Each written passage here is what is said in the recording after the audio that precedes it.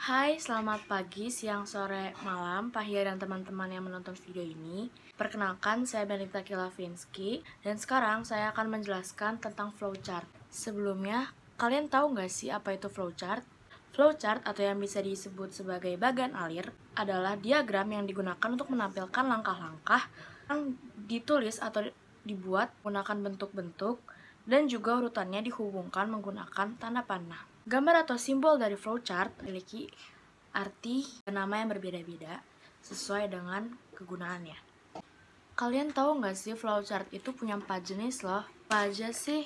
Yang pertama ada diagram alir dokumen, yang kedua ada diagram alir data, ketiga ada diagram alir sistem, dan yang terakhir ada diagram alir program.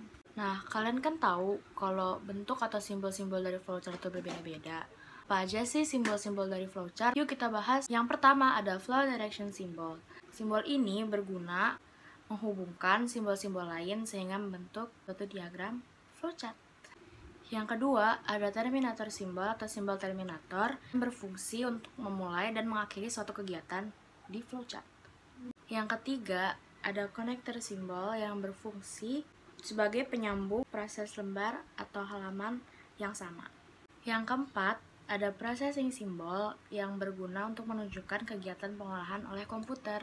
Yang kelima, ada simbol manual operation yang fungsinya juga sama seperti processing symbol, tetapi untuk menunjukkan suatu kegiatannya tidak menggunakan komputer. Yang keenam, simbol decision yang berguna untuk pemilihan proses dengan berdasarkan kondisi yang sudah ada atau yang sudah. Yang ketujuh, ada simbol input output. Simbol ini berguna untuk menyatakan proses suatu kegiatan yang tidak bergantung dengan jenis peralatan. Yang kedelapan, ada simbol manual input yang berguna untuk memasukkan data secara manual. Yang kesembilan, ada simbol preparation. Simbol ini berguna untuk menginisialisasikan variabel awal yang akan dipakai dalam program. Yang ke-10 ada simbol predefined process. Simbol ini berfungsi untuk menunjukkan pelaksanaan suatu bagian prosedur. Yang ke-11 ada simbol display. Simbol display ini berguna untuk menyatakan penggunaan peralatan output. Yang ke-12 ada simbol disk dan online storage. Simbol ini berguna untuk menyatakan input dari disk atau disimpan di dalam disk. Yang ke-13 ada simbol magnetic type unit. Simbol ini berfungsi untuk menyatukan input yang berasal dari pita magnetik atau output yang disimpan di pita magnetik.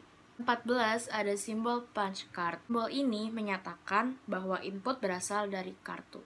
Dan yang terakhir ada simbol dokumen. Simbol ini menyatakan input berasal dari dokumen dalam bentuk kertas atau output yang dicetak di dalam kertas. Nah, sekarang kamu udah tahu kan simbol-simbol dari flowchart itu apa aja? Nah, sekarang aku mau kasih tahu kalian flowchart itu tuh kayak gimana sih bentuknya?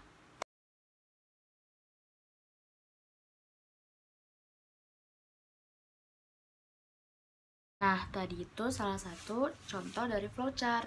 Saya rasa cukup sekian penjelasan flowchart dari saya. Saya mohon maaf bila saya ada salah-salah kata dalam penyampaian penjelasan tentang flowchart ini. Sekian dan terima kasih.